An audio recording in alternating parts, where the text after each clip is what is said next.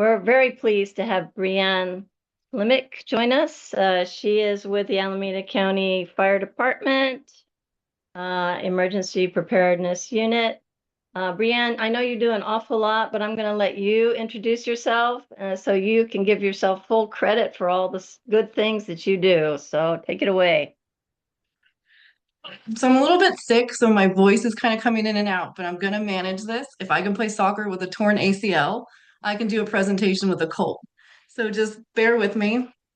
But my name is Breanne. I have worked in emergency preparedness and response for a little over 15 years. I've been with Alameda County Fire Department for 5, going on 6 years. And my main role in the department is defensible space inspections for our homes in very high fire severity zones. And I also do inspections for real estate transfers. And I teach all of the CERT classes, and I'm a CERT instructor for Alameda County. So that's kind of my background and what I'm up to now at Alameda County Fire. Great. Do you have a presentation? Are you going to share with us? Yes. Is it okay if I take control of the screen? Yeah, Doug, can you give her control? I don't think, Yeah, you can okay. screen share.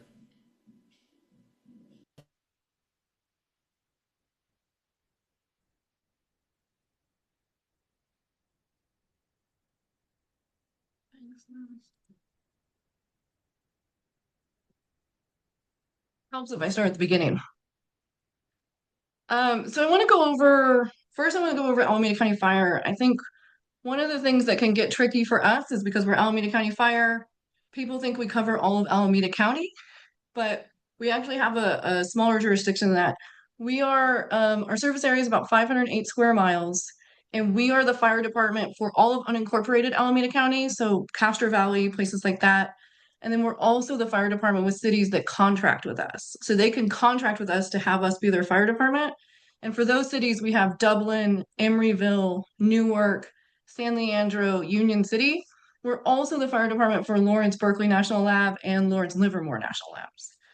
Overall, we service about 400,000 citizens, maybe a little bit more now. This number is a little old, but I like to do jurisdiction first because I think that gets a little complicated for folks. And so I will start the presentation by saying I am the Defensible Space Inspector for the very high fire severity zones. And in my jurisdiction, that's only Castro Valley. So that's where I do my inspections. So I'll do a presentation about what I teach in the field and sort of go over lessons learned and anything I have to share with folks. Um, and so I want to start with talking about the Defensible Space Program.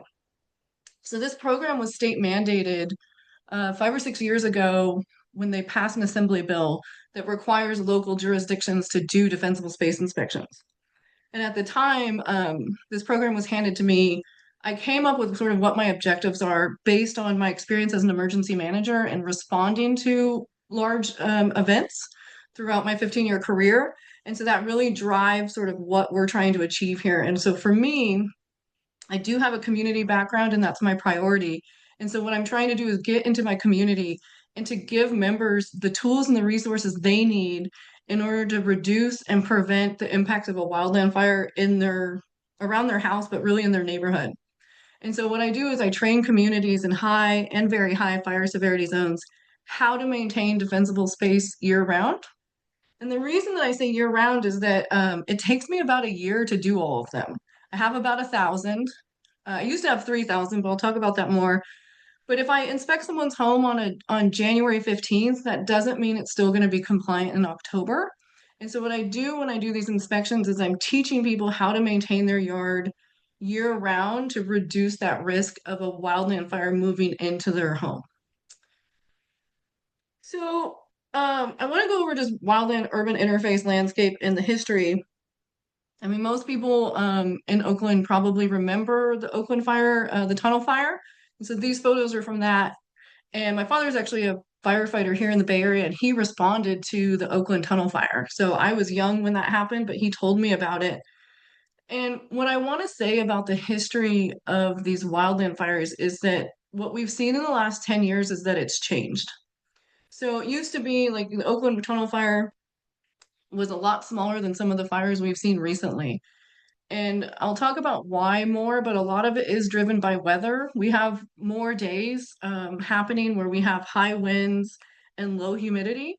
And so because the landscape has changed and that the severity of fire weather is more often, the state has put out these recommendations for us to go and try and reduce some of the fuels around homes. So that's just a little bit of the background. I know my job has changed significantly since the Palisades fire last year. I used to get a lot more resistance, and since the Palisades and Eaton fire of last January, I'm not seeing that as much. And so I think we're at the point where the residents of California are starting to adapt and adjust to this new reality. And the reality is we do have high winds, we do have low humidity, and when fires take off like that, we need to have a community approach. Like there's a day when you can call 911 and have a truck or an engine respond to you, but I want to prepare communities for the times that that's not going to happen because we're too overwhelmed. And so what my program is doing is taking all of this into account, and I'm asking our residents to help us to be radically responsible for their own well-being, because there are going to be days where like you can't call us and have an engine out. Like there's scenarios where that's going to not happen. And so I want to prepare people and their homes so that we can last longer that way. And so one of the things that I do when I teach, especially in my jurisdiction, is I try to teach people how fire moves from a wildland into a neighborhood. And there's three ways that fire is going to move. It's radiant heat, through embers, or through a direct flame. And I have little graphics here that kind of explain. The nice thing about defensible space is it can interrupt all three of these. Direct flame is like, and I see this a lot when I'm doing inspections, where you have so much continuous vegetation that if any of it catches on fire, it's going to bring that fire right into the home. And so what we're trying to do is disrupt that pathway by removing fuels.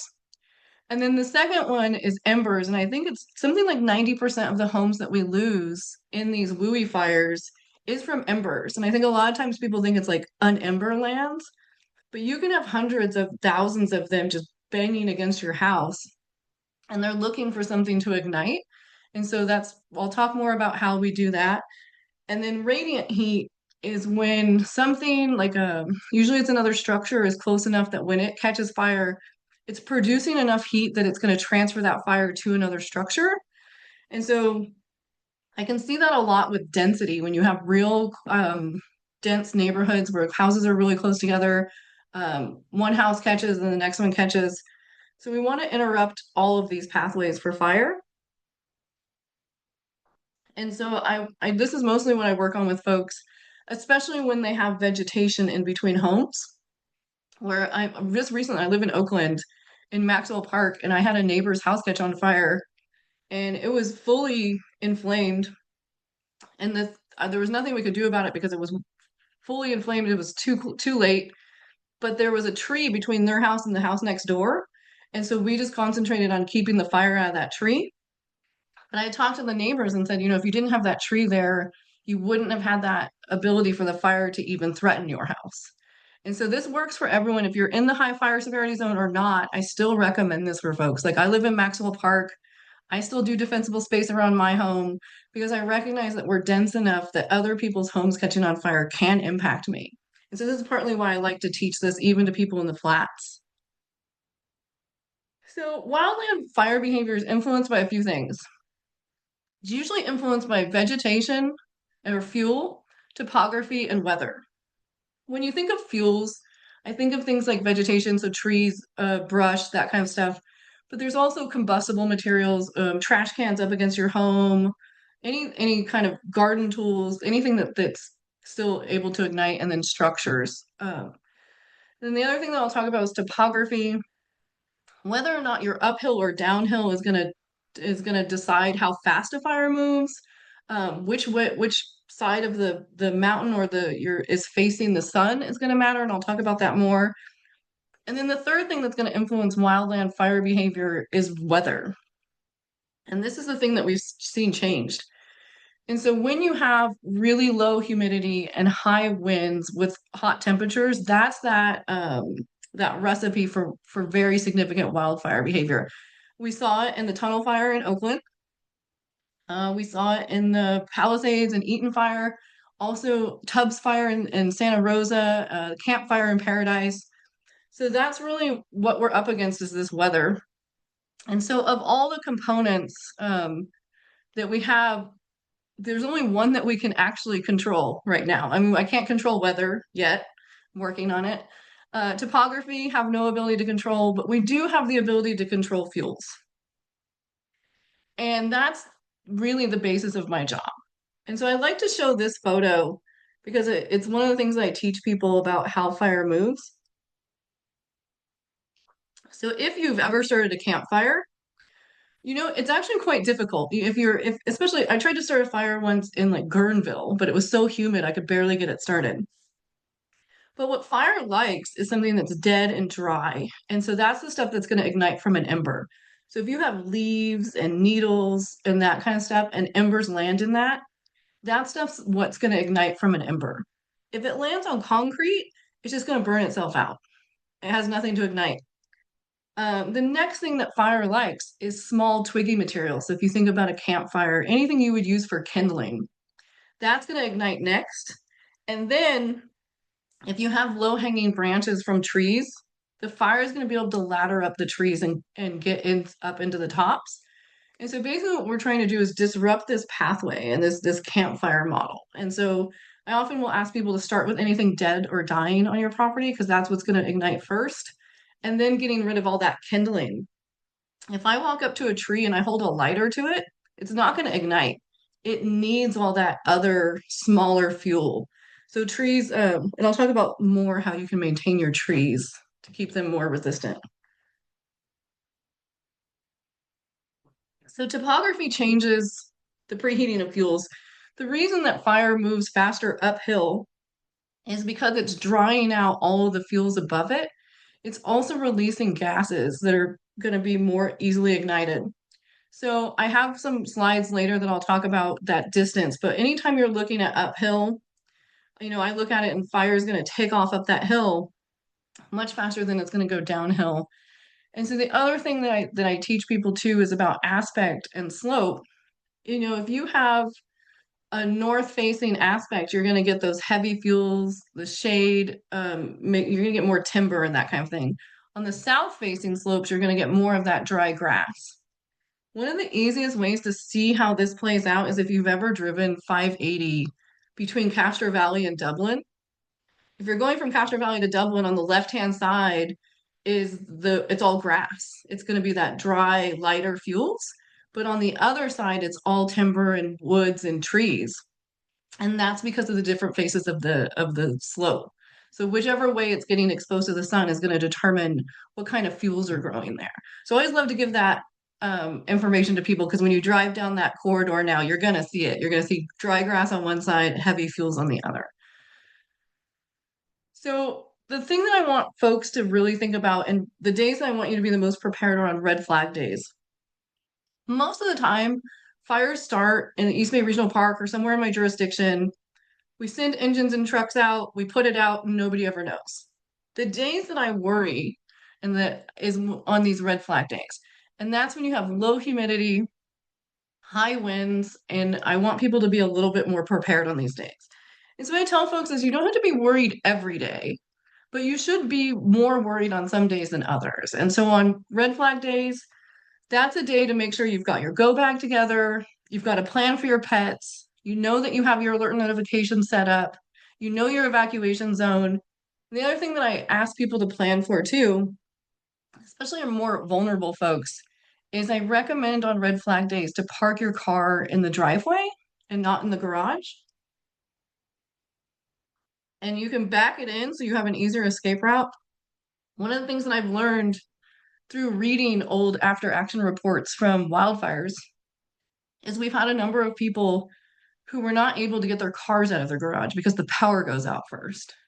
And that can catch people off guard. And so recently I was doing an inspection for a woman and I asked her if her car was clearly in the garage. And I said, are you able to pull the red handle and lift the garage to get out? And she said, oh yeah, no problem. And I was like, great, can you show me? And we went into her garage and she was not able to do it.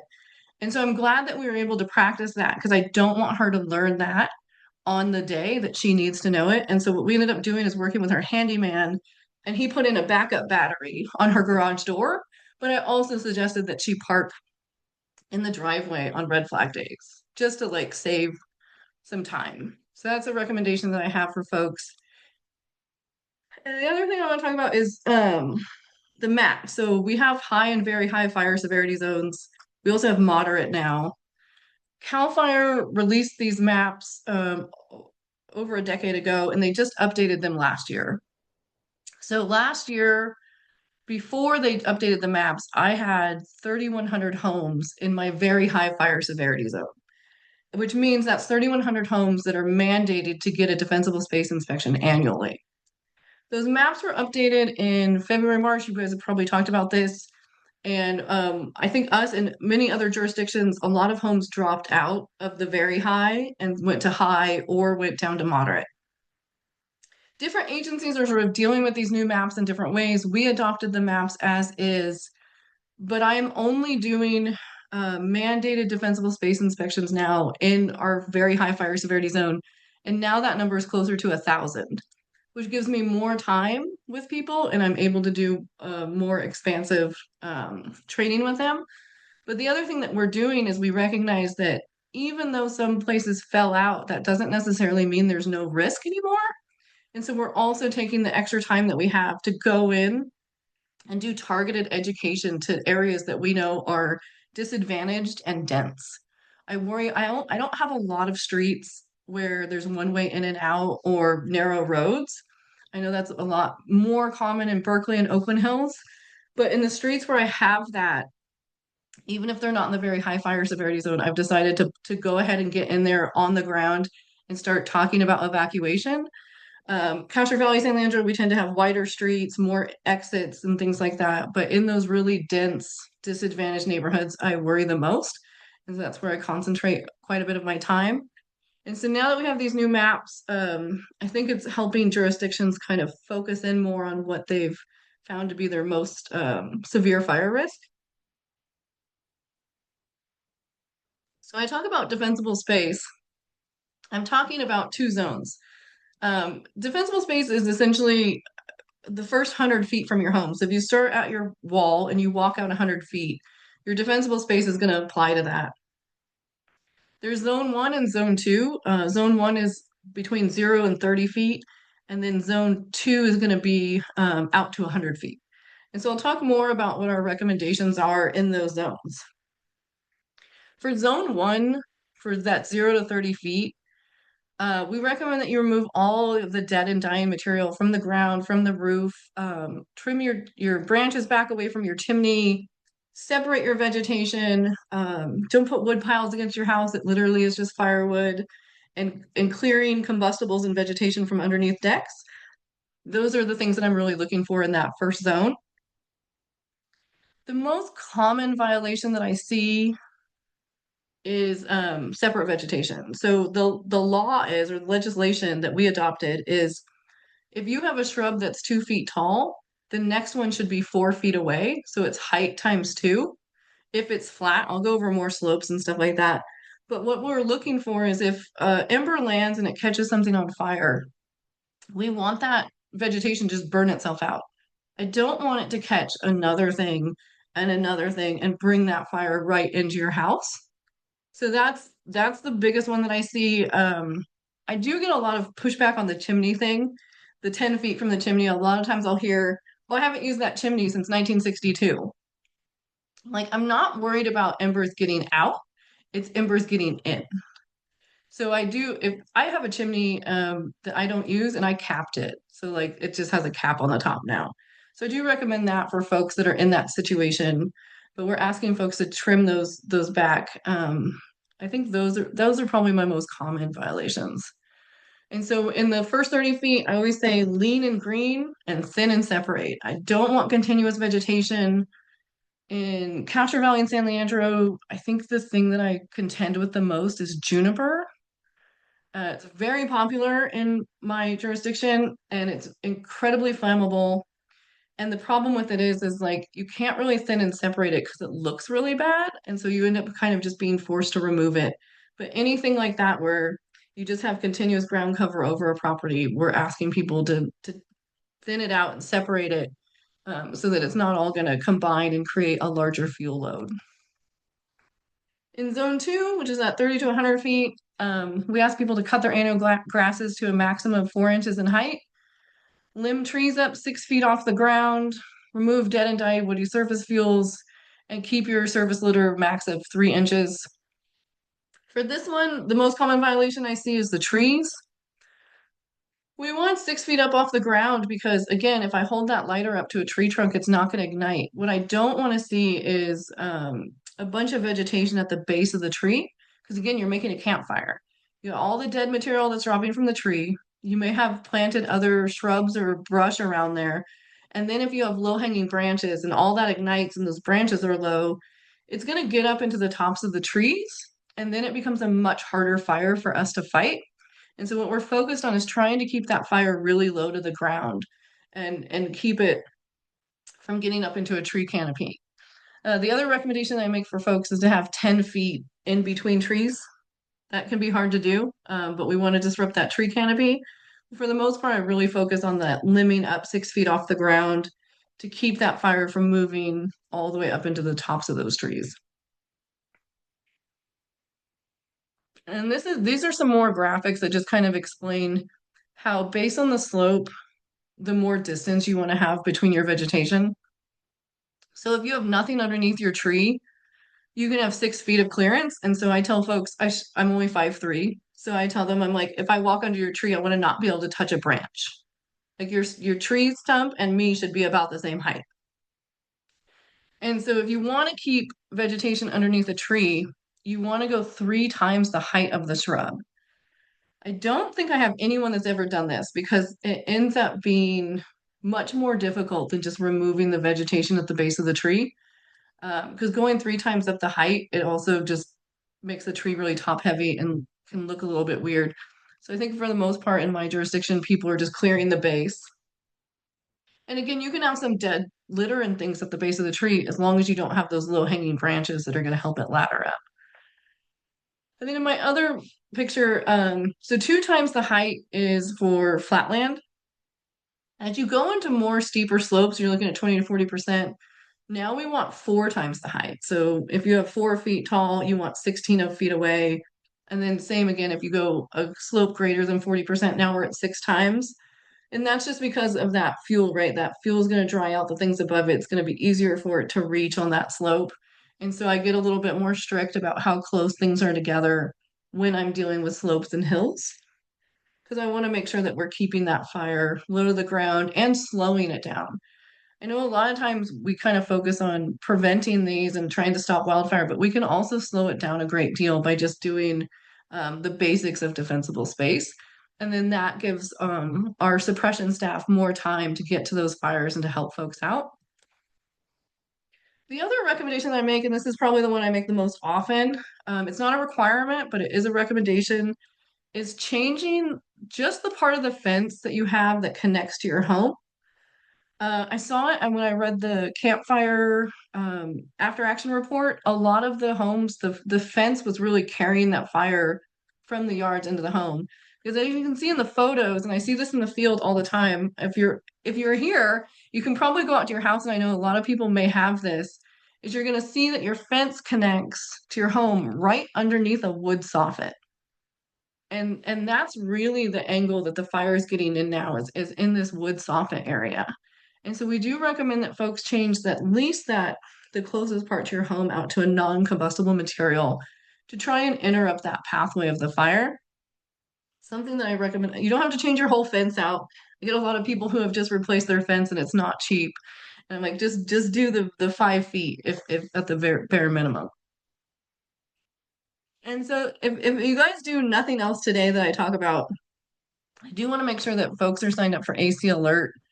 I have all the information here. I know that this is something that Oakland uses too. I live in Oakland. I get Oakland's AC Alerts. So make sure you sign up for that. Because I know that as I read these after action reports after all these wildfires, 90% of the time, everything that I'm seeing is alert notification problems. I just read Palisades. I read their report. And the problem with Palisades was they had been overly alerted. And so people started to ignore it. And then at the Eaton side, at the Eaton fire, people had never gotten a notice before. And so they didn't know what to do. Nobody was signed up. They were really caught off guard. So you had two extremes there. So I want folks to sign up for AC Alert. It's also nice because we will push out a lot of red flag warnings and other more preventative stuff earlier on AC Alert before waiting for that larger push that may come. So if you do nothing else, AC Alert. The other one that I want folks to really look at is Genasys Protect. I'm sure you guys have covered this before, the Oakland Fire Safe Council. But I want people to be able to know their zone ahead of time.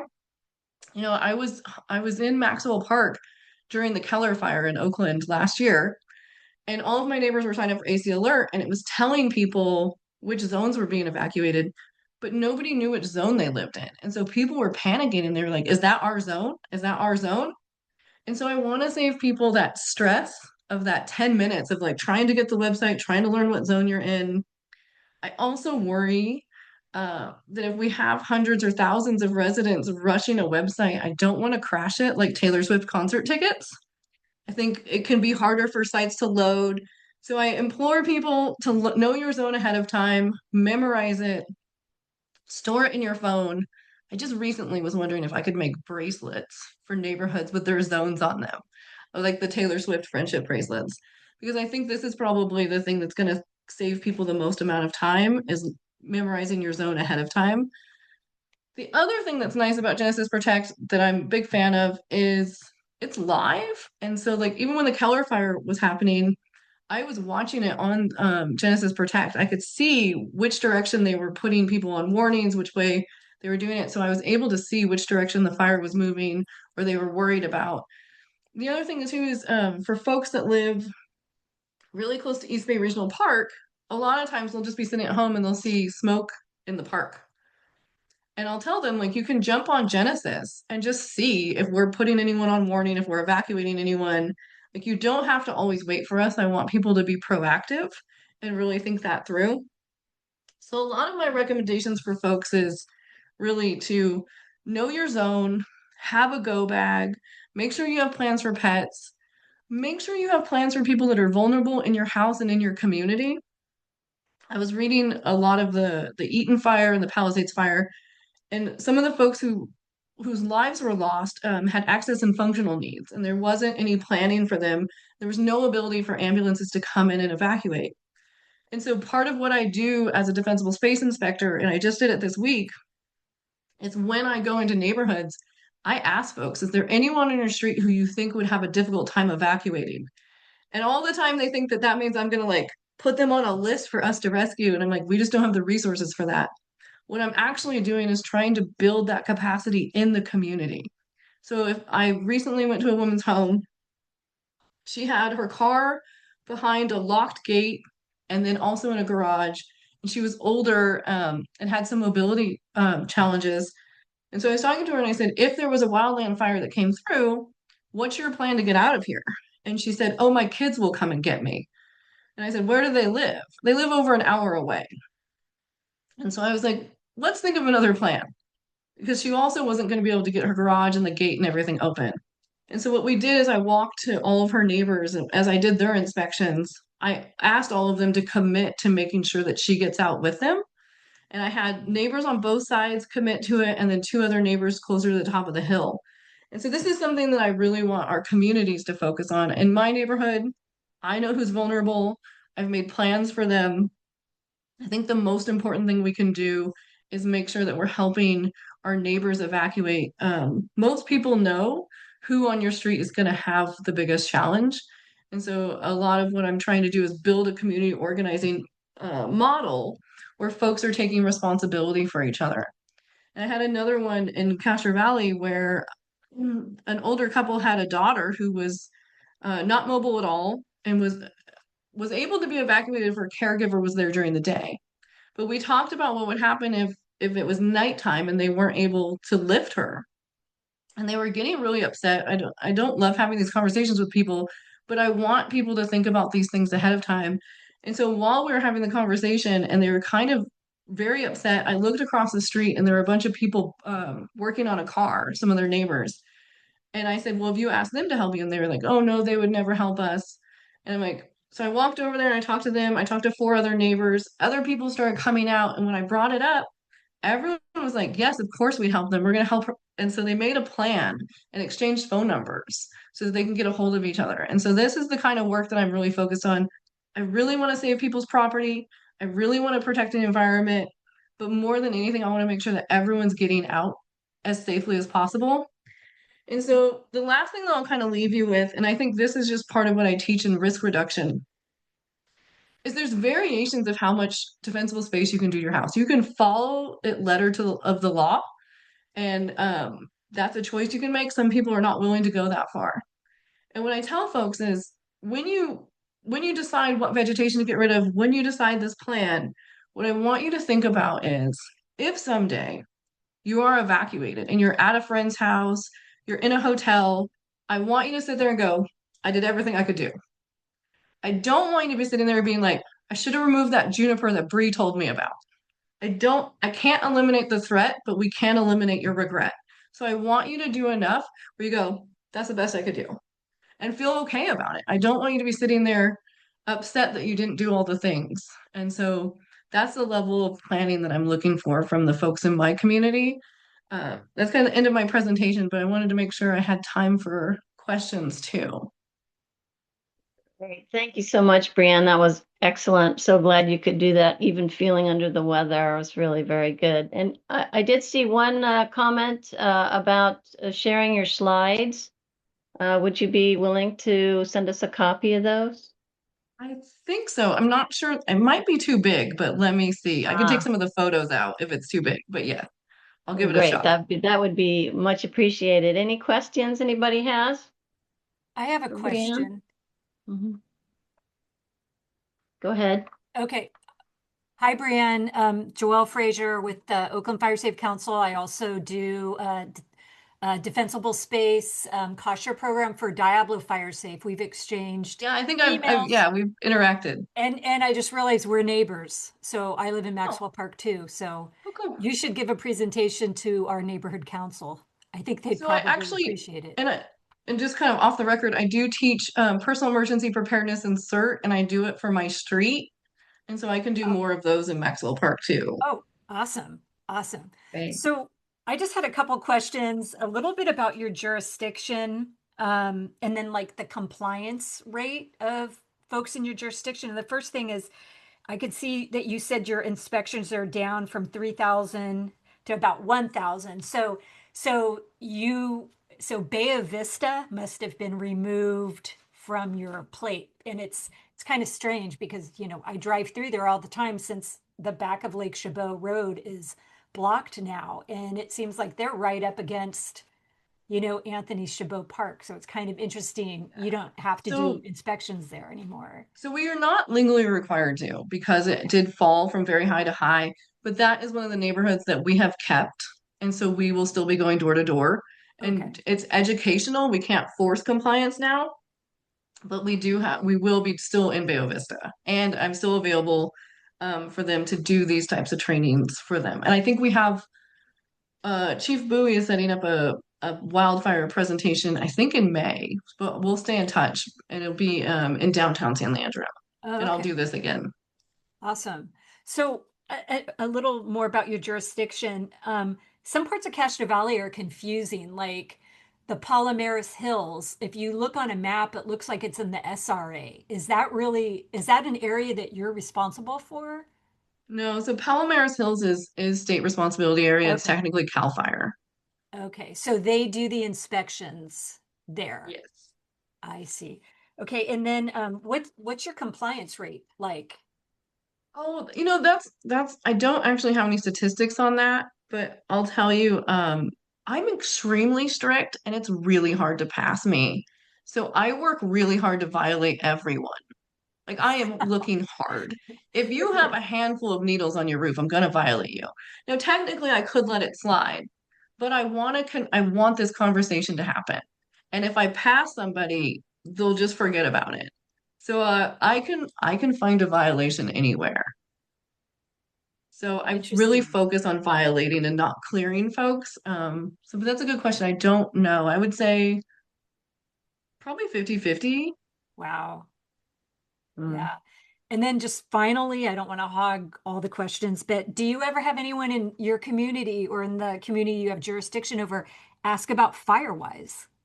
Like want to be in a Firewise recognized neighborhood, or is it just something nobody knows about? So it is something that comes up, and I'll tell you, it's come up a few times, and I'll tell you exactly what happens, which is, just part of being people. I'll get folks that want to be Firewise who still haven't complied with defensible space.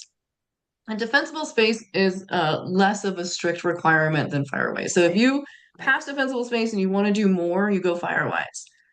And I've had places where like a guy wanted to start a Firewise community, but he couldn't get his wife to trim the trees on his yard. And so part of the struggle we have with Firewise is that it takes a community effort. Mhm. I have heard Bayo Vista's been interested in the Yeah. past. I don't know how far they've gotten. But if a community in my jurisdiction does decide to go Firewise, I am the person that does the assessment. Okay. But I currently do not have anyone that has gotten past forming the board. I see. Mm. Yeah, I did have someone reach out to me from Bay Vista, but I said, you're outside of Oakland, so I can't really technically help you. So I was just curious who helped in Oh, you can always refer them to us if they want to okay. have a Firewise conversation. Feel free to give them my contact information. Yeah. Great. Thank you so much. Of course. Thanks, Joelle. I think, Breanne, your message of communities need to work together to prevent these catastrophes leads right into the Firewise thing. So Absolutely. that's very good. We have more questions. Peter, I think you have your hand up. Yeah, thank you very much. That was really interesting what you said.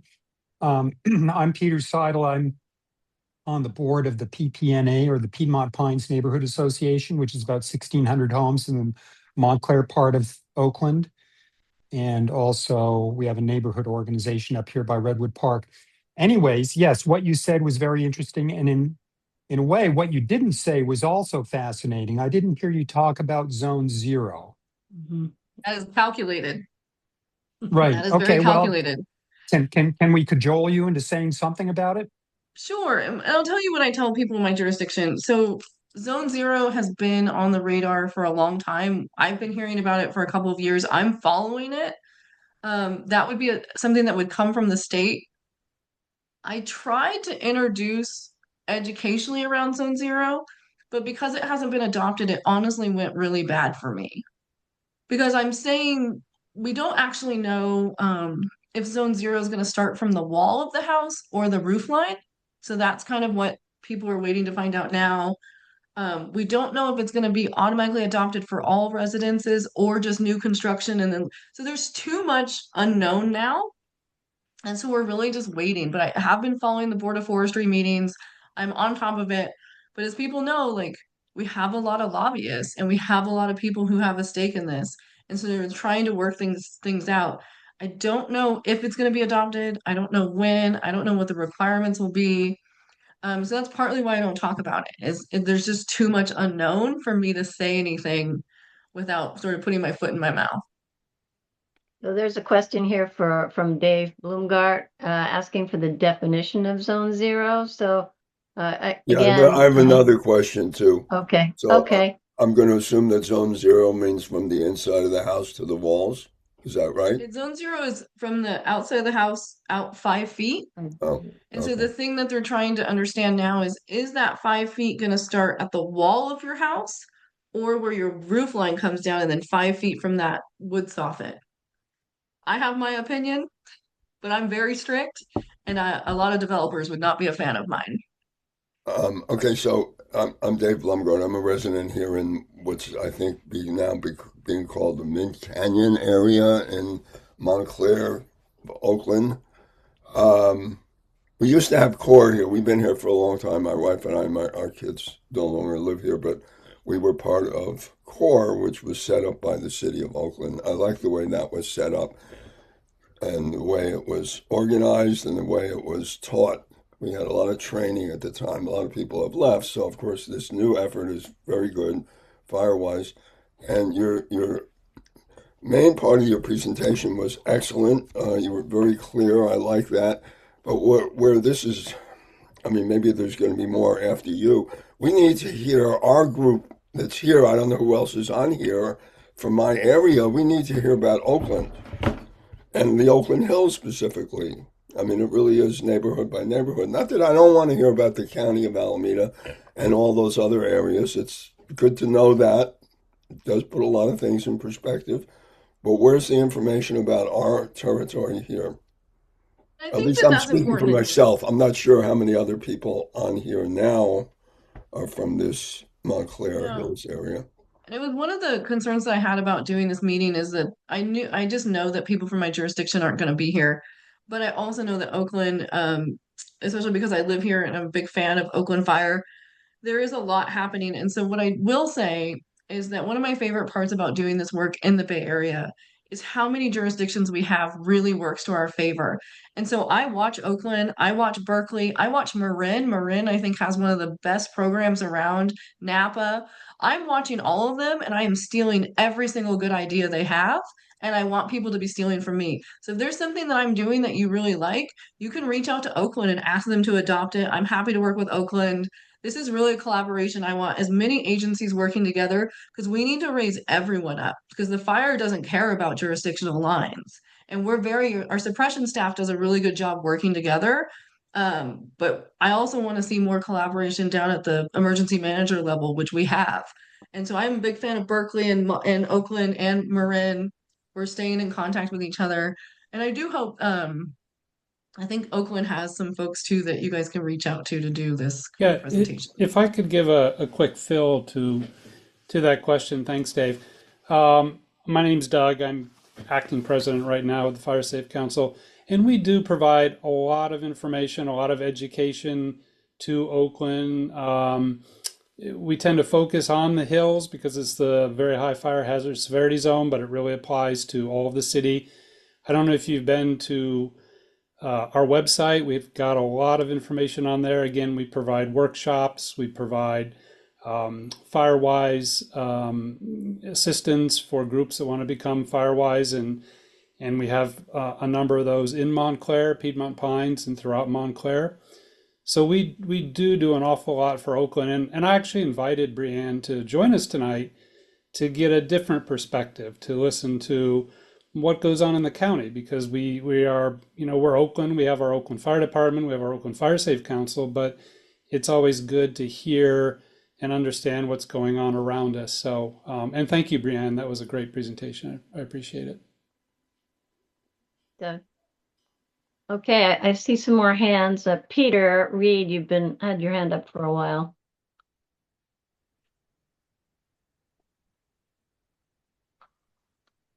Peter, you still have a question?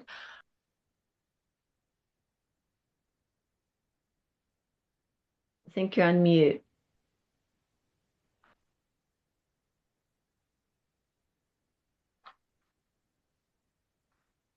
I'm not hearing you, Peter.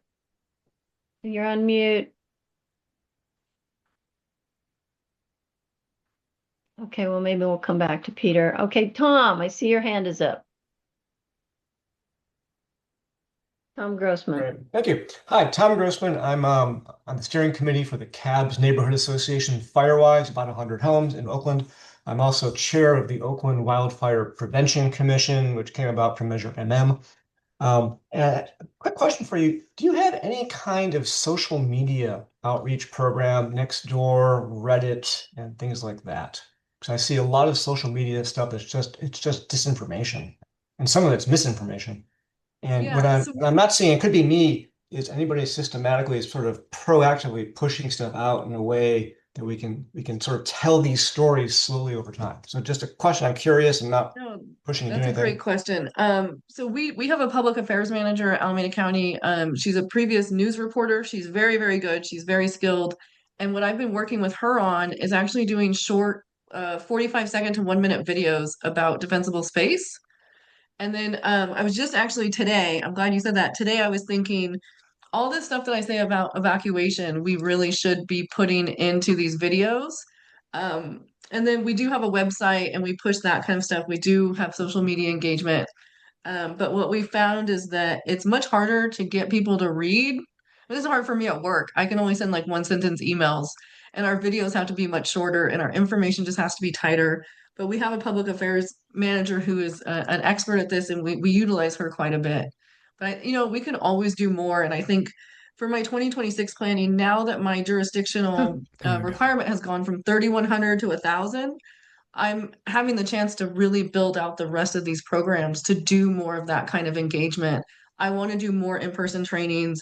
I want more videos. I want more handouts. I want to create a very concise evacuation guide for folks because that's really what I'm most focused on, is that. So yeah, we're there and we're doing better all the time. Thanks, Breanne. I see, Peter, you've got your mute button unstuck. I got it. All right, Sorry, I moved go from ahead. Windows to Mac and still working out the bugs. Breanne, thank you very much for the presentation. Very nice. And as Doug had I forget who was from Vegetation Management Oakland, and they talked about Zone 0, but they had talked about it as being from the foundation 5 feet out. And I've since then I've made my home, I think, Zone 0 okay. Not if you did the inspection, you might find some problems that I have. But my question is, given that I did the Zone 0, is that the most important zone in your estimation? I mean, I know that they're all important, but I do have a neighbor with some cluster of trees that are just at the property line. I want to understand how forceful I should be with her about thinning those out. Yeah, so my experience with it is if something is 30 feet out from your home and it's isolated, it's by itself and it catches fire, it burns itself out, it's not a threat to you. So it really is whatever's up against your home. And so when I do my inspections, a lot of times people have limited resources. They don't have money, they don't have time, they don't have the ability. And so I recommend for folks to start at that wall on the outside of your home and work Right. towards the curb and clear as much as you can or as you're willing to. Zone 0 is going to be interesting because the state is going to adopt regulations, and so my legislation, we've adopted the state's mandates. I am exact with CAL FIRE. Other jurisdictions are adopting differently. Berkeley, I think, rolled out Zone 0 already. So everyone's going to have different rules. And another reason why we're not talking about specifics is because I don't know what Oakland's going to adopt. But I say go as far as you're willing to go. I recommend folks do anything non-combustible within that 5 feet. And the vulnerable part of your home, of my home, or most homes that I see, is really up into that roof line. It's almost always going to be wood, that wood soffit.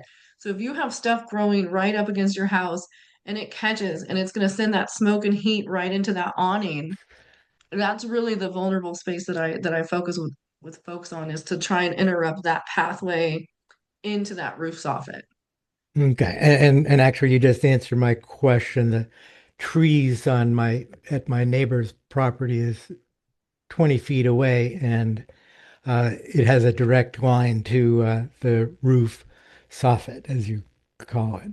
So I'll be a bit more forceful with her. The other challenge that I have, and by the way, I'm Montclair, Arrowhead Drive, which is one down from the mountain. But there is a 10-foot easement between myself and my neighbor's house, which is city.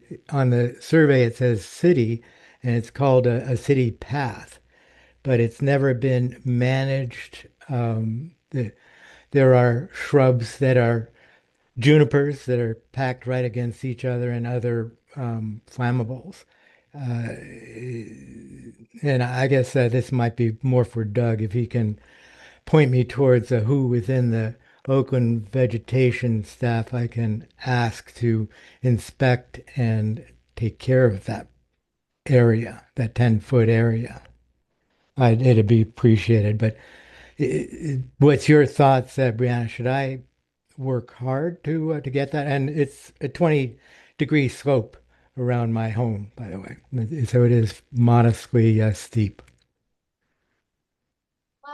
This is where I'm going to get a little politically challenged here because I don't want to I don't know Oakland's rules on this kind of stuff, but I would say the most important stuff is going to be stuff that's right up against your house and then work out for City of Oakland. And we see this a lot. I have a lot of problems with like ownership of land and where that stuff starts and stops. A lot of times that becomes a civil issue with neighbors. If it's the city's property and they have an easement, I would work with the city and the folks and probably whoever your contacts are at Oakland Fire to help you. I tend to do that in my jurisdiction. I have a lot of East Bay Mud property that abuts a lot of my homes, and so I have to work with East Bay Mud or East Bay Regional Parks on a lot of those easements and that kind of no man's land in between. All right, thanks, Thank you. Breanne. I think we're going to have to move on. If anybody has other questions, you can put them in the chat and maybe we can get back to you later on that. So we're going to move on. We've got a lot still to cover here. And the next on the agenda is a little bit about OFSC preparedness. So a little bit about what Oakland Fire Safe Council has been doing. But first, before I go on that, thank you so much, Breanne. Really appreciate you coming again. That was an excellent presentation, a lot of information, and bravo. Thank you, thank you, thank you, thank you. And we'd love to have a copy of those slides. Thank you. I appreciate it. I really do hope that this was helpful for folks. And Very again, much if you so. ever have any questions for me, you can always contact me through Alameda County. I love to do this work and be available for folks. So much appreciation to everyone here